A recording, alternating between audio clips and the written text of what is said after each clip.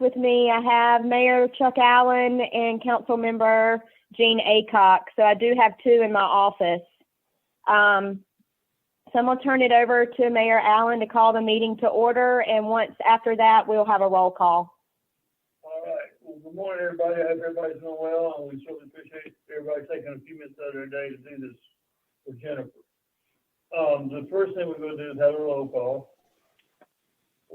Okay, I'm going to go down the line. Chuck Allen, Here. David Ham. Oh, he's there. Jean Aycock, Here. John Seegers, Freeman Hardison, Here. Wayne Aycock, and Robert Hooks. He went away. He's not there anymore. Robert went away. Well, we're going to say he was here. Is by chance Melvin Mitchell on the call with us today?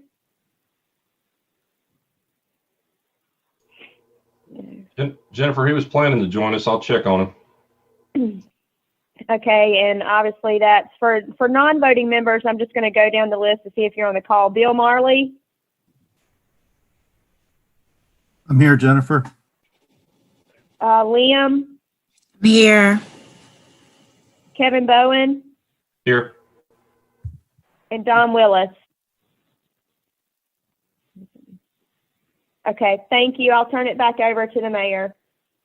All right, the next thing is we have the approval of the minutes for the April 13th, 2020 meeting. But before we do that, we're going to read the ethics awareness and conflict of interest reminder. In accordance with the State Government Ethics Act, it is the duty of every board member to avoid conflicts of interest. Does any board member have any known conflict of interest with respect to the matters coming before this board today? In case you may not have heard that, the mayor just read the ethics awareness conflict interest reminder. Does any member have any ethics conflict with regards to the agenda item today? You shouldn't. All right. Okay, thank you. All right, so that's the next thing we got for action is a resolution adopting an amendment to the MCIP. And Jennifer, you got what that is? Yes, we'll come back to, I'll go ahead and do this, and then we'll just come back to adoption of the minutes. Oh, that's Yeah, that's okay. We are required to, the Board of Transportation has adopted the amendment to the STIP, which is the basically the funding table for us with regards to where projects are committed and what years they would let with regards to right-of-way, utilities, and construction.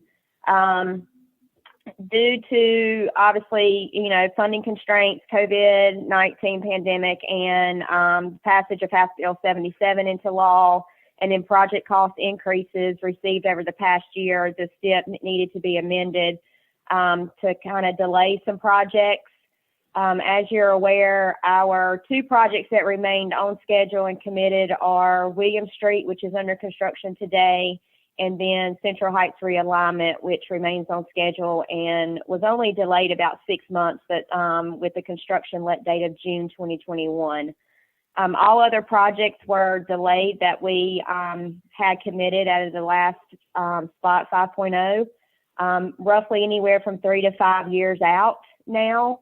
So the STIP that you have in your package or that I sent to you and you can see on the screen is the amended STIP, and that's what I need approval for today so I can send that resolution up to the feds and the state. Anybody got any questions or discussion? Any questions for staff?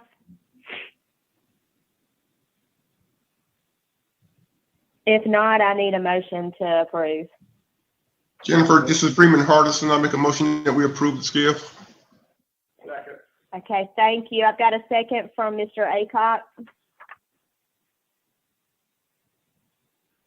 Any discussion? All those in favor say aye. Aye. Opposed, likewise. Hearing none, I assume it passes. Thank you. So now if we could just go back and get the approval of the minutes from our April 13th meeting. I'll make a motion, we approve the minutes of the April 13th meeting. Second, Gene Aycock made a motion. Who's the second? Freeman Hardison. Thank you. I'm glad you and Gene are here today. All in favor? Aye. Opposed likewise? Thank you. With that said, I'll just, other business, I don't have any other than we have met all the deadlines with regards to Spot 6.0, and we have submitted all of our projects, that being Bike and Ped, Highway, as well as Aviation, into Spot prioritization, and so they're in the world of DOT right now being scored. I will let Kevin kind of give you, or if Jimmy Eatman's on the phone, he will give you an update of where that is. But on your agenda, you will see our future meeting dates for 2021. And of course, I'll keep everyone up to date on any information if those need to be rescheduled or if we need to, move those dates up. Again, for me, it will only be because of Spot and what that schedule may look like. But I think Kevin is on the phone as well, so if he has any NCDOT updates, he can move forward with those. Kevin, you want me to hit the Spot first, and then? Yes, Okay. sir. Go ahead. Okay. Just an update on Spot. The Spot subcommittee met probably a month, 6 weeks ago, and in that process, due to the funding issues with DOT right now, they're looking at scoring the projects that got submitted, and then after the projects are scored, the subcommittee will get together again next spring, summer, and decide kind of what to do with the rest of how to proceed with Spot 6. Basically, right now with projected money, and this is just projected budgetarily, we're in better shape than a lot of other people, but for the regional funds, we're showing $8 million to program in 2033. And for Division 4 division funds in 2033, we've got 201 million. There are a lot of divisions and a lot of regions that are in the red all the way through that. So that's why they're looking at this now. And on the statewide tier, the other pot of money, it's in the hole through 2033. So anyway, all this leads to we're having some money issues, obviously, as Jennifer referred to. And Jim Trogdon started the NC First Commission when he was secretary, and I know they are supposed to report out, I think, by the end of the year.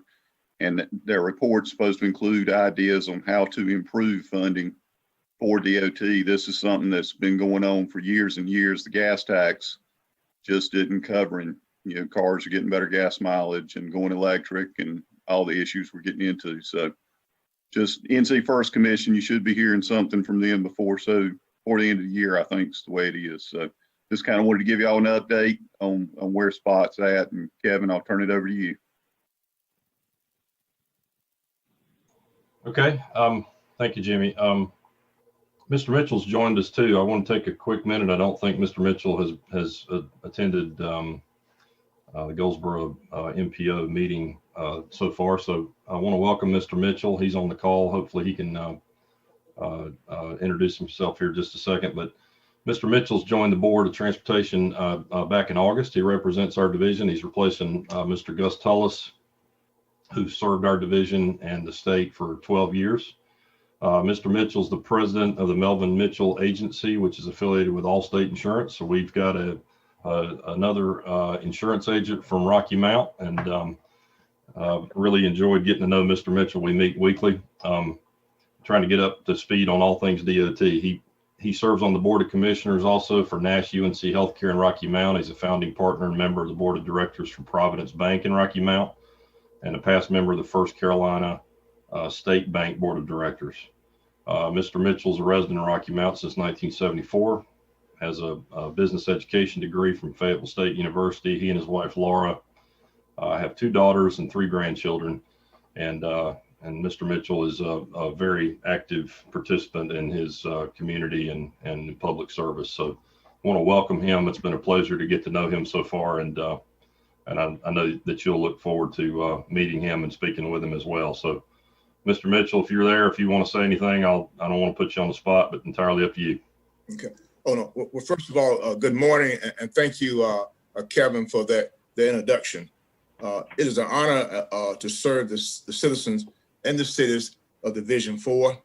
And I'm looking forward to meeting each of you face to face in the near future. Again, thank you, and thank you for the job that you do for the cities in Division 4. Thank you, Kevin. Thank you, Mr. Mitchell. So, Mayor and Jennifer, the only other update I was going to give really was kind of giving you some figures on the storm damage from last week. We were hit hard again. I know we've had financial difficulties. You know, having additional crazy storms is not helping things, but don't mean to be on a sour note. But we had so far from last week, we've had about 457 recorded sites across the state with damage, and that estimate for those for that damage is about $17.8 million. Again, that's statewide. It is not all of those are road closures. We had about 150 road closures across the state. We still have several in our division. Of the 457 sites statewide, we've had more than our fair share. 110 of those are in Division 4 alone. So we've got hit hard with a storm back in late August that really hit Johnston County hard, affected some of Wayne as well. But anyway, we keep fighting these challenging storms. But our preliminary cost estimate for those 110 sites is about $2.3 million.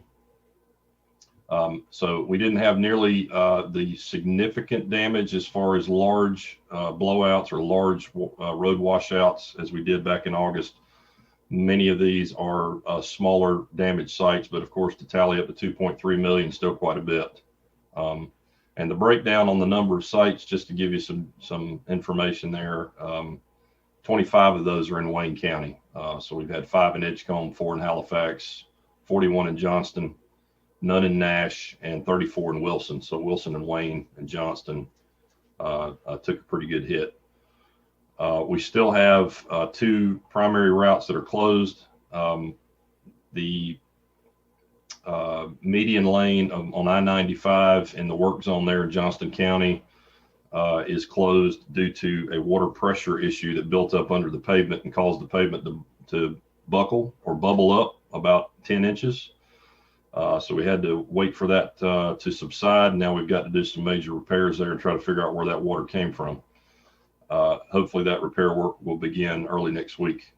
And as of yesterday, and I haven't gotten an update this morning, but NC 581 south of Goldsboro in Wayne County was closed still. We have a number of secondary routes closed, 14 still in Wayne County.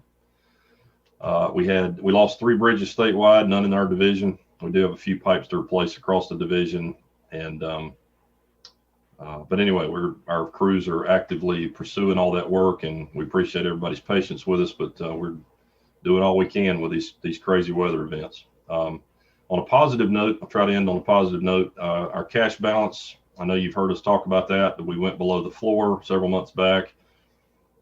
We have gotten back to a much more sustainable level, I hope. The balance for the last few weeks has been hovering around 700 million. So that's a positive thing. We're happy to be in that position. I hope that we can stay there. We have also, we're in the process of selling bonds that are going to help fund our active projects across the state and the active projects in our division. And that is also going to help us to generate cash. As the bond funds are paying for projects, our cash balances will continue to improve, as well as allow us to do a number of other things, you know, that are in dire need in our division. So anyway, I won't get into too much detail on that, but that's my update, and I'll be glad to answer any questions if I can.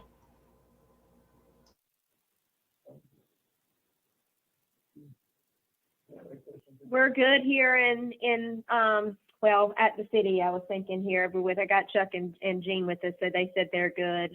Thank you for that update, Kevin. Thank you. And Jennifer, too, Mayor, I checked in with Chris Pendergraph this morning. Just so you know, I think we've addressed most of the issues that you had brought to our attention a few weeks back. Yeah.